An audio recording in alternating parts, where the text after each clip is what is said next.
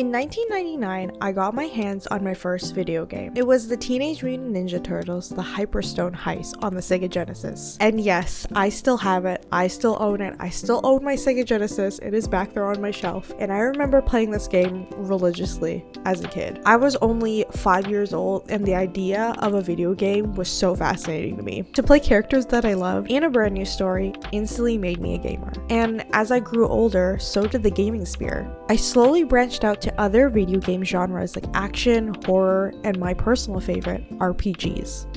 Role-playing games. Not only can you customize your character, name them, give them a backstory, RPGs let you fully immerse in its world, to the point where you invest your time and emotional expenses into it. You live and breathe by the story to the point where you're given a chance to fall in love with its characters, not only in a symbolic way, but in a romantic way. There is one video game that I'm truly not over, and it's BioWare's Dragon Age Inquisition. Yes, I bought this back in 2014 on the PS3, and ever since then, I have never been able to find a game that kind of gave me the same feeling I did with the characters of this game. Now, if you know me, you know I have not shut up about this game. Any instance, any reference that I can find that relates to Dragon Age, specifically Dragon Age Inquisition, I will make. That's how much I loved it. It's my favorite game for many reasons, but the number one reason as to why it is my favorite game is because of one character. Solas.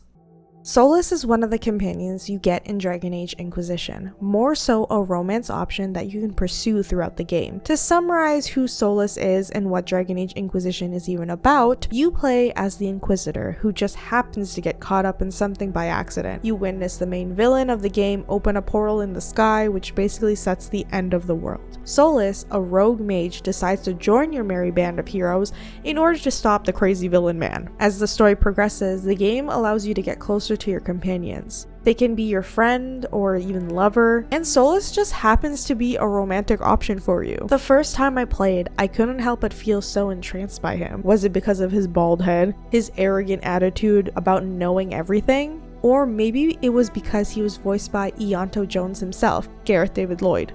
But in reality, it was because the way his character was written. Solas's aura was so entrancing to me because of the mystery about him. He was so vague whenever he talked about himself, evaded answering things, and overall liked to play games with your character if you got close to uncovering his secrets. His romance was heartbreaking, gut-wrenching, and overall just the feeling of yearning. The more you got to know him, the more sympathy you had for him. Whether it be the first kiss your character can share with him, or when he finally confesses his love for you, his character had a hint of mystery wielded into it. He was a romance that you knew didn't have a happy ending, yet you kept going anyway. To summarize his romance, this is a spoiler warning, so if you're planning on playing the Dragon Age game and want to romance Solas, you might want to skip this part.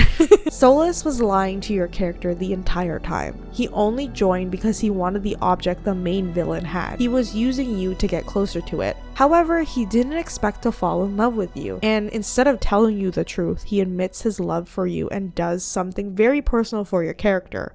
All before breaking your heart and leaving you before he can even explain why. Okay, speaking of realistic romances, sometimes video games miss the mark on love interests. Like how the protagonist should just be flirting with the female lead and then that's kind of it. And like most people, I want to feel the romance. I want to be invested in these characters. Not just pick the flirting option just because it's there. Well, luckily, today's video is sponsored by Silent Whispers. Set in the near future outer world city of fading light, Silent Whispers entrances players into a survival game which is connected to the endless worlds. Under all the glamour and seductive surface lies a player experience with daily life, relationship building, and romance adventures. Silent Whispers throws players into a dangerous game space where the story advances through emotion, trust, and survival choices. I don't know about you guys, but I think I'll be picking this beautiful man as my pick. But in all seriousness, whenever I see a game that has romances, or even just romance choices, I'm always asking myself, is there more to this? Luckily, there is. Not only will Silent Whisper feature a first-person experience, cinematic intimacy, and high-stake choices for your relationship, it will all happen in a living, breathing breathing world where nothing is just stationary. All the boys are hot. Yes,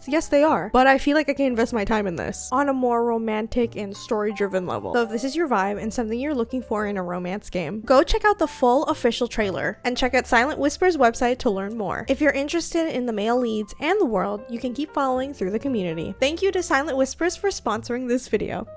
Okay, so back to what I was saying. Now, I feel like I need to add a little disclaimer here. Like I said, I bought this game back in 2014 when it was first released, and I waited a full 10 years before the next game came out. Now, I know Dragon Age of the Veilguard isn't the best, it isn't well received, even I had some issues with it, but there was a conclusion to Solas' romance, so I can't complain too much. But over the 10 years I waited, I always wondered, why did this romance in this video game stick with me for so long?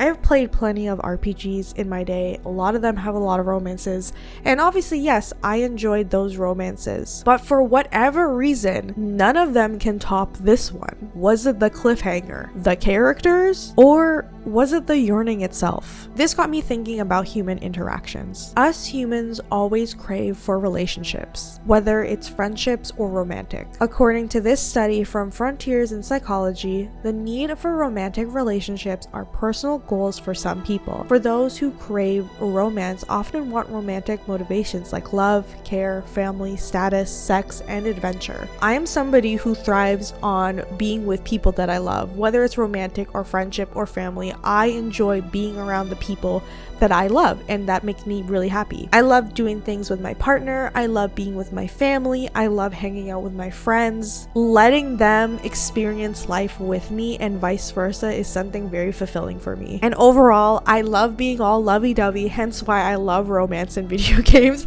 and the romantic genre in general. To me, love is something that I enjoy witnessing in media, so whether that's movies, video games, or TV shows. But what about the yearning part? Why the tragedy? Tragic love stories expose us to very intense storylines. We're allowed to feel intense emotions like grief, betrayal, passion, and loss, all without experiencing real life consequences. Like, I love Solas. I love how intense his romance can get, even to the point where you find out he lied about his identity and just straight up leaves you without an explanation. But aside the characters and the writing, I'm really glad that I can experience that yearning, betrayal, heartbreak, all in a fictional setting. Because in reality, I would not enjoy having my partner lie and hurt me in that regard. Reading, watching, or hearing about tragic love stories let us feel that emotion without actually hurting us. In turn, it's like a masochistic feeling when it comes to sad romances. Over the 10 years I waited for a conclusion to the romance of Solas, I was left on red. The whole fandom was, because we didn't know what would happen next. And I think this is the reason why I could not get over this romance. And in a way, I still can't. Like, I know I finished Dragon Age the Veilguard, there was a conclusion to their storyline, and I was satisfied considering the circumstances of the story and the characters. That was the best outcome I could get. But I still think about it time and time again. Dragon Age the Veilguard came and went, and there was still pieces of this romance that I want to know about, but we never will get. The yearning. The Solas romance triggered something in my brain that I just couldn't get over. The dream about having my fictional heartbreak be fulfilled. In conclusion, I got sucked into a great video game with a great story and a well-written character who had a huge impact on me. And that is the one video game romance I couldn't get over.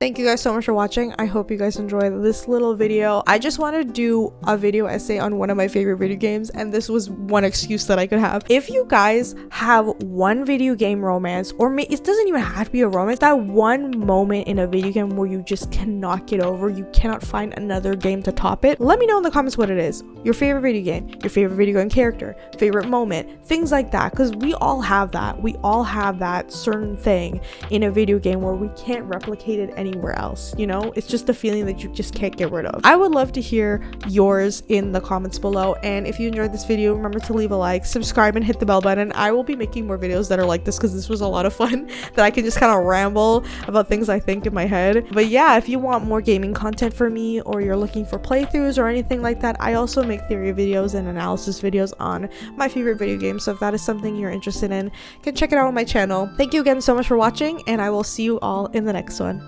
Bye!